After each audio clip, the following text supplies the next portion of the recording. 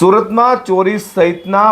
સતત વધી રહેલા બનાવો વચ્ચે સુરતના જુદા જુદા વિસ્તારોમાં આવેલા ઓફિસ અને દુકાનોમાં લગાડેલા એસીના આઉટડોરની ચોરી કરનાર રીઢા ચોરને ઝડપી પાડી ક્રાઇમ બ્રાન્ચે 10 એસીના આઉટડોર કબજે કર્યા છે।